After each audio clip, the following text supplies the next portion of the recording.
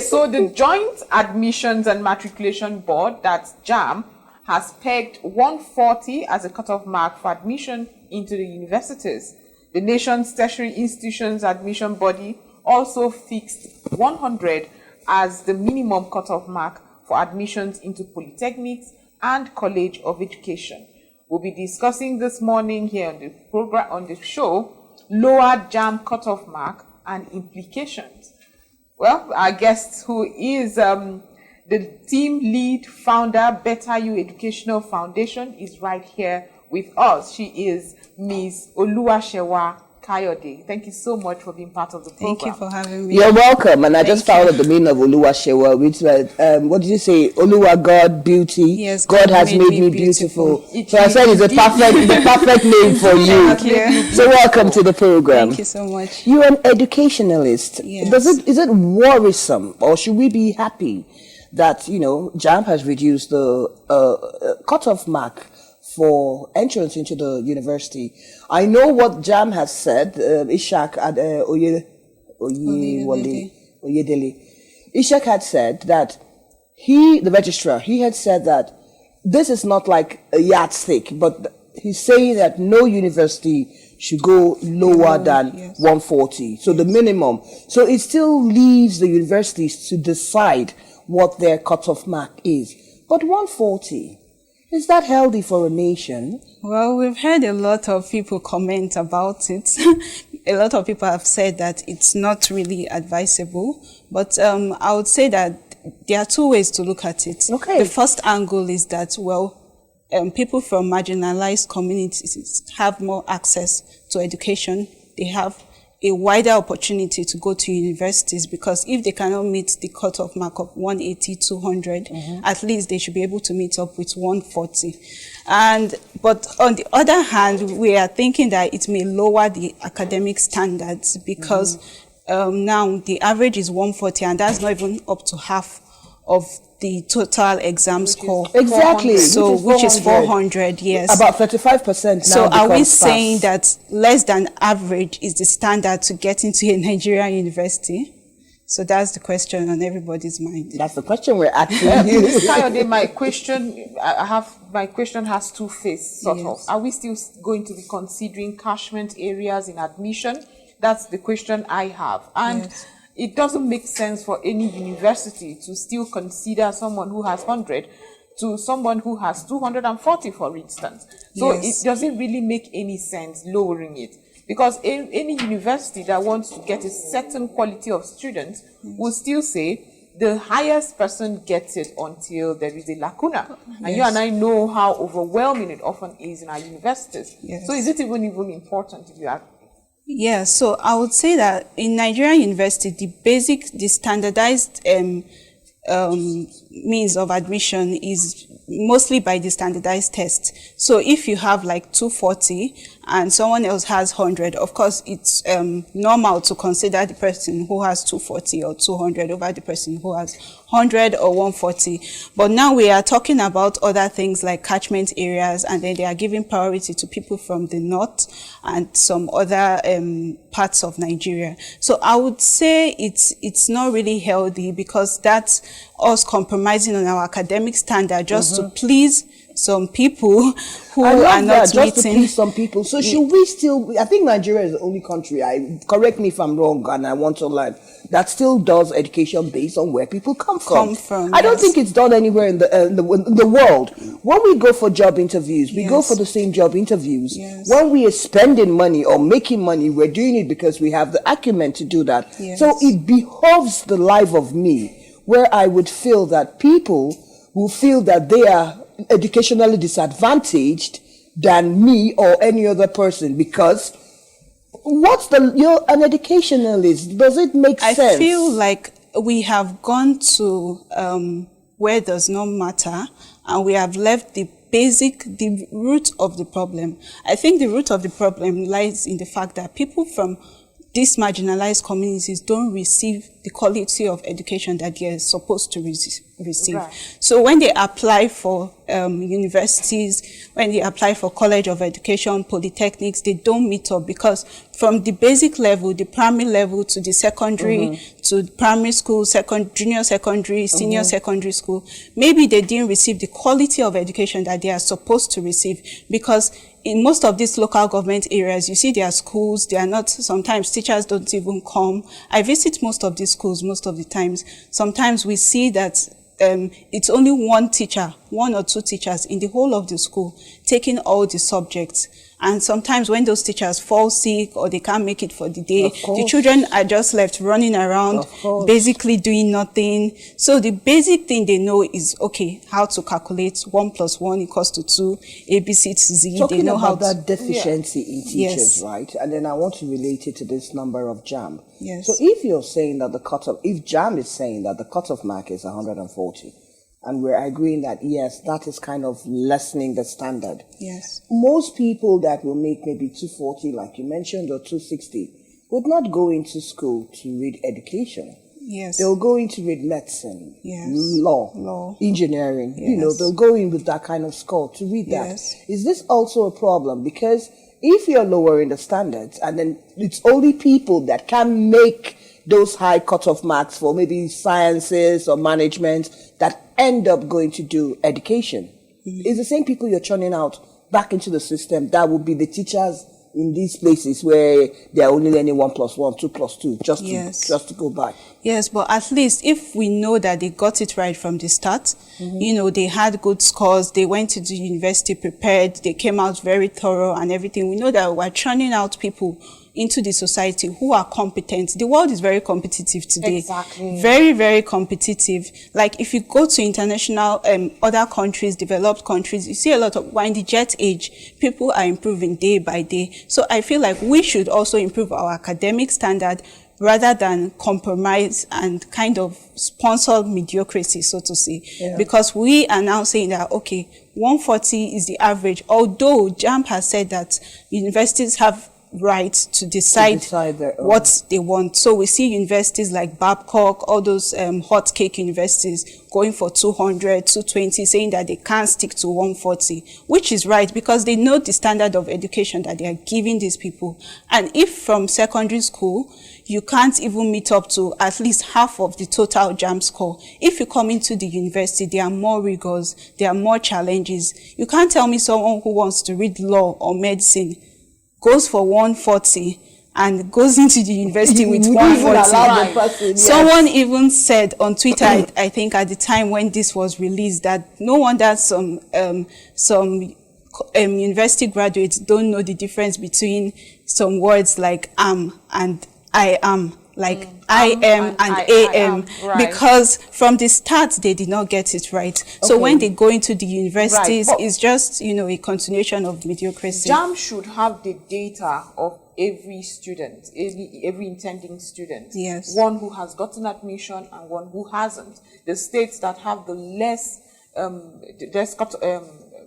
scores, okay. Right? The states that have the less scores. Has organizations such as yourself petitioned government, petitioned the board that sat to reduce this cutoff mark to say, rather than this, why not engage with state government to revamp the education sector in that level where we would now see them come up with better results than having to reduce the quality of education across board. Although Jamb has said that this does not mean the quality of education reduces. Of course, that's what they say. Because you and I have just alluded universities that, to determine what they want. So I don't know what their plan is, but that's why I was very happy to appear on this program, because this is part of speaking out, saying that instead of reducing our standard, why don't we address the underlying issues, like the quality of education, like the teachers' education as well. A lot of teachers in these government universities, they haven't undergone training for years and years. Forever. Just say that, I know for a fact, so yes. It's like they are teaching old, and then the curriculum is another thing. So the curriculum is not changing, the environment is not changing, and we are looking up to SDG 4, quality education, and we are not even meeting these targets. We are not training teachers, we are not having a good learning environment. The curriculum, I think, what government can do, if I may suggest right now, yes, that's why you're here. Instead of lowering the standard, why not train these people? So quality education does not necessarily mean that you have to go into university to read medicine or to read law. There could be a school for acquiring skills. There could be a pre-UTME school whereby these people are trained. If you see that, okay, you graduated from secondary school and you are not too, academically solid, you go to a pre-UTME school where you learn, you are taught, you are trained before you write the Jamb, and then you sit for the exam, and then you get into the university. I thought vocational studies and polytechnics and technical schools were supposed to be the alternative for the university. But unfortunately, and then for the polytechnics, Jamb has said the cutoff mark should be 100. Yes. And then I think for College of Education, I think it's about 80. There's another one that's down to 80. No, everything is now 100. It's now 100. Aside from I'll get it university, here because I have it somewhere written here. But if I get it, I'll get the part. Okay. So, but like, let's say 100 and then 140 for the polytechnics and the Jamb. So they're still lowering it. Like, meanwhile, that 140 is just 35%, which ideally should be an F, because pass should be. Yes, because if you're looking at the statistics, that should be 45 actually. 45%, right? Yes, D should be 45%. Yes, so now Jamb is saying that, okay, all of us can be silly and then stop on 35. Okay. The question I want to ask is this. Yes. We write Jamb every day. Yes. Statistics last year, 1.8 million Nigerians wrote Jamb. From that statistics of 1.8 million, about 560 something were the people that got passed and eventually got admission. Is Jamb just a money-making racket? Because why I ask this question is, first of all, education is very difficult for so many people, taking into cognizance states that have that are disadvantaged by education, taking into cognizance rural classrooms that have no chairs, no blackboards. We still see things like that in Nigeria of today. And you have people that save, families that save. WAEC never expires. Yes. 40 years later, your WAEC is your WAEC. Except maybe you didn't get your maths or your English and you want to do again and you're adding. Your WAEC is your WAEC. Your NECO is your NECO. Jamb is the only institution in Nigeria. I know even when you write international exams, IELTS, TOEFL, I think they have a 2-year span or a 3-year span. Yes. Yes, they have a 2-3-year span. Why do people have to write Jamb every year? Especially when we know that getting high marks in Jamb, even if you have 240 or 250, is not an automatic guarantee that you for get admission into the university. So you have to write it again next year. And again and even again with your high score. You get the even the next time when you write it, you may even get less than the first time. Yes. So why shouldn't we have Jamb that says, okay, right, first of all, it reduces that number that comes to them, because they've never had any successful Jamb in Nigeria, and I beg to be corrected. There are either hiccups, I want to use the large Jamb. Students went to school, they came back, they were having problems in their CBT, some systems are not working, they kept rescheduling until they finished it. Jamb, So I'm saying it with modesty, they've never had a successful outing. Like, we come out on Monday, everybody's finishing exams on Monday, all the systems, it starts by 8, it ends by 10, it has never worked in Nigeria. You have a lot of people. So why can't we say, or why aren't our educational bodies like NGOs and other things clamoring and say, look, let's also tackle this. Let's keep less people there. So that people that didn't get this year can use that same result, keep it valid for at least 5 years or a certain number of years, and then it's Ifeanyi's thoughts. I don't know, what's yours? Yes, I would strongly agree to that. And that's why, like I said, I'm grateful for this kind of platforms, because we can talk and share our opinion. Because yes, I feel like Jamb should last at least 2 years. At the very minimum 2 years. Okay, let's say things are improving almost every day. You need to test other things in a child. What you tested last year may not be relevant today. So you need to test something else. So at the very minimum, let it last 2 years. so that we know that, okay, even if you failed Jamb last year, even if someone failed Jamb last year, they can still use that same result next year. If they passed Jamb last year, yes, they can still, but they didn't get admission. admission, they can still use it, because like you said, it's almost becoming like a scheme just to gather some funds, you know. Yes, to raise revenue. Yes. I was happy when the federal government said they were going to stop funding them, and I was like, I hope Jamb is on that list.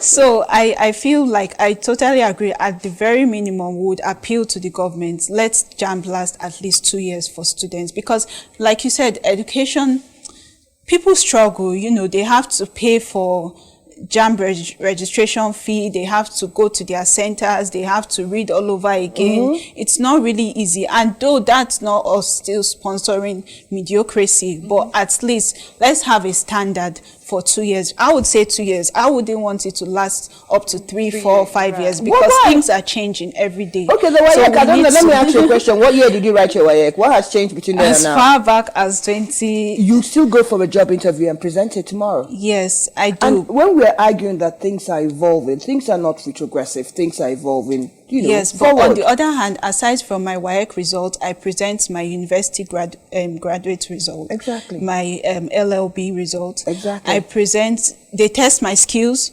Some jobs you write test, Jamb they test interview. alone? You have to think, right? Yes, because your WAEC is there. The whole idea is that people get additional qualifications, additional skills. Yes. So if you have your WAEC, it's done, dusted. I finished that exams. Yes. Your LLB, done, dusted. Your university first degree, done, dusted. 20 years later, nobody's testing you on that degree. You are the one for self-development that will say, oh, I want to add a professional this to this, or I want to add this, I want to. But I don't think I can't write Jamb now and pass. It's not possible. Why not? I can't. I will fail. I know. If I Jamb, just if you see my name, just fail me before I start. I am absolutely sure of it, especially the mathematics.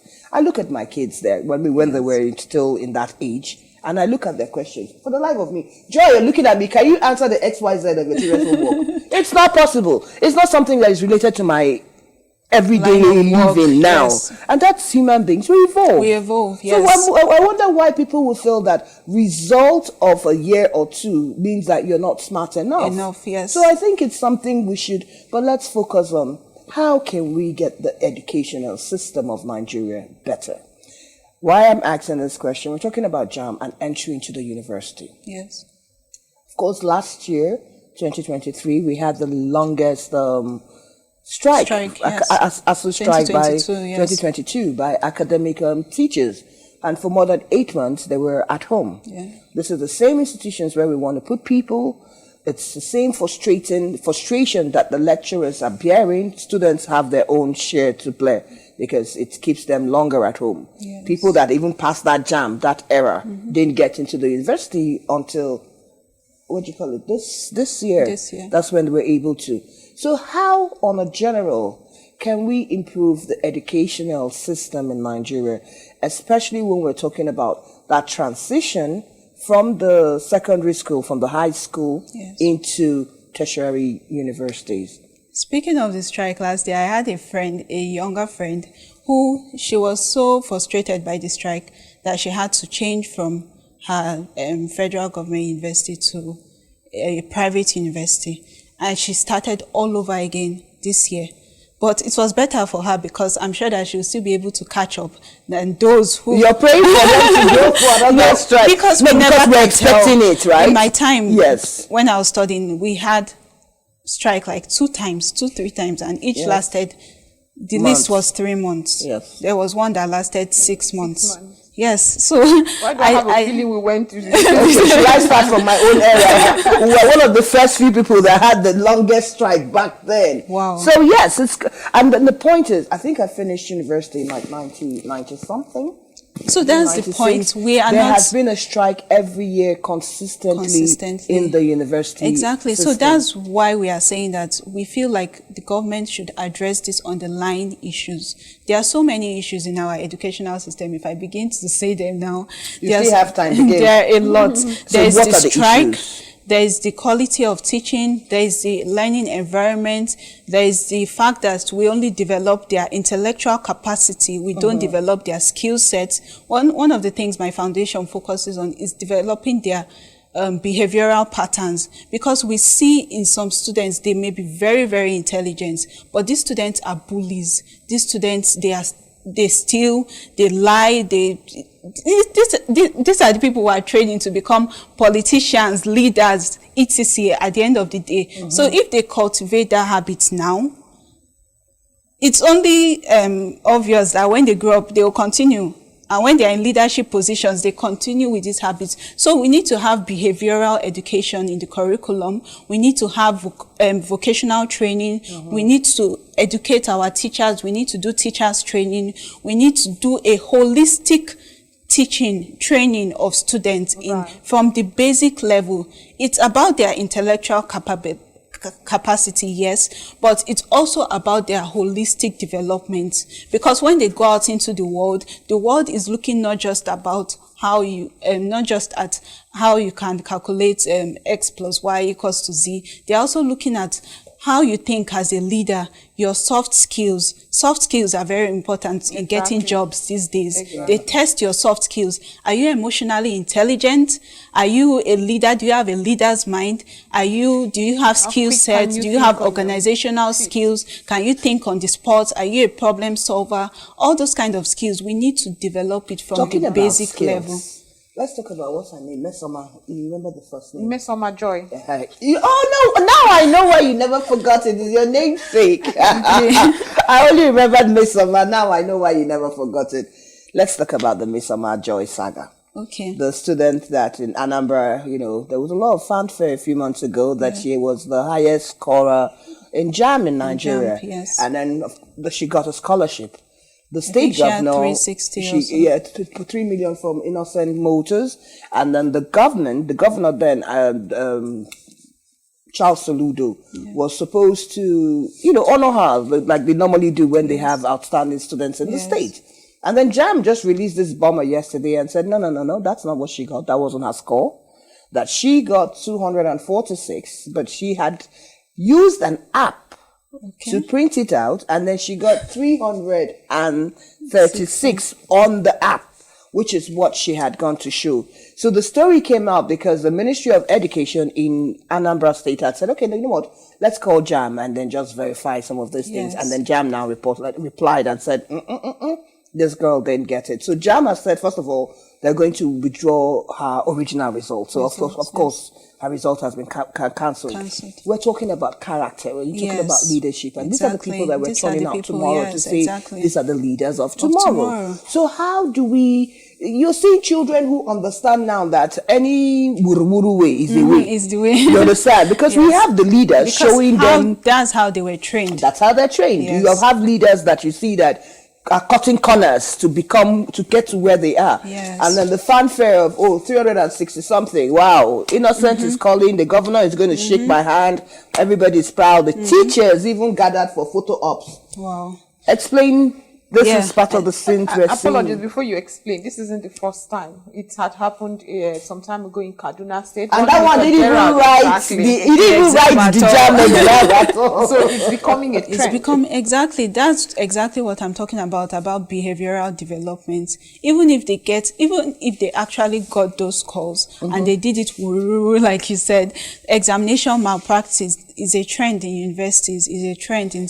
even secondary schools. WAEC, you see people saying they are going to miracle centers to get good scores in WAEC. I even heard of someone who said that he felt so bad years after graduating that he had to go back to write WAEC because he cheated in his WAEC during his time. It was my friend that said something is wrong with your head. So he said, because that's the system. He said he felt so bad and he had to go back to rewrite it because he wasn't comfortable with everything he had built on those WAEC scores that he cheated to get. But that's what he's going to, he's not going to let go of it. It is the WAEC that got him admission. It is the admission that probably got him a job. Yes. And so if he wants to really change, he would let go of all those certificates and start all over again. That's why I like you know how to put it in perspective. You can't do it halfway now. So yes, because the WAEC got you your result. So you go to university again and then you get your a first job degree. again. Exactly. So he wasn't honest. So that's what we're talking about, saying holistic development is very important. Religious, social, moral, cultural, intellectual, everything comes together to develop a child. A child is developed not just in school. The parents have something to contribute. The teachers have something to contribute. Their Sunday school teachers have something to contribute. So the sooner we realize that all of us play a part in our child's development, the better. So, Oluwasewa, are you not putting too much pressure on the teachers? Because all these things you have mentioned seem those pillars. Yes. Behavioral development. It seems to be eroding us because the teacher is already overwhelmed with an old curriculum that, frankly, he or she does not understand why we are going with this curriculum. Yes. And the student is beginning to think way above what he's being taught, and the teachers are, first of all, not enough in schools. Yes, they're not and enough. then you're now asking them to include what you call behavioral development. Well, that's something why that we had relegated to the family. Well, I feel that's why we need to do, not just increase the number of teachers, but also train these teachers. Teachers are very, very critical to a child. If a child does not learn something at home, he's learning it in school. Why are you not asking the child to learn at home? Why are you Yes, not doing I also seminars mentioned for that parents are also involved in the child's development. Parents, teachers, friends, Sunday school teachers, I think I mentioned all of that. So everybody has a role to play. But the teachers are very prominent because a child leaves his house 8 a.m. in the morning, goes to school, stays until 2, 4, 6, as the case may be. So they spend a lot of time. By the time they are back home, their parents are probably not back, or if their parents are back, they just say, hi mom, hi dad, go and eat, they go do their homework and go and sleep. Some parents are not even really involved in the lives of their child. They just leave it all to the teachers. So I feel like the teachers really need to undergo a lot of training. I volunteered with one foundation, the Begotten Educational Foundation, where we also did some teachers training for a couple of years since 2016, I think. We did teachers training for teachers in government schools and all of that. But it's not enough because NGOs cannot carry the weight that the government is supposed to carry. There's only so much we can do. So as we are doing it, we're also speaking up. Let government support us. We're appealing to government to support the training, to train the teachers to, do what is necessary. Talking about training the teachers, I know when I was growing up, they say a teacher's reward is in heaven. And I think that's the mentality that we've had all this while, that we just feel that teachers should, suffer and then just wait till they get to heaven. And unfortunately, it's affecting the education system, like you've pointed out, because even in very expensive schools, you still find out that what they pay the teachers are peanuts, you understand? Now, and I know that before, maybe 15 years ago, a child was a communal project. What do I mean by that? You would discipline your child, your neighbor will be a father and a mother till you come back. They are watching your child. Your school teachers, then if my dad said, I'm reporting you to your teacher, it's better you flog me at home. Because they will flog you in school, in front of the whole assembly. It was, So the teachers had a lot of power and respect accorded to them, even by society itself. But now, when you tell people I'm a teacher, they like kind of pity you, like, you didn't find any other job, you're going to go and teach. So how can we change this perception and then let people, I think, I can't remember the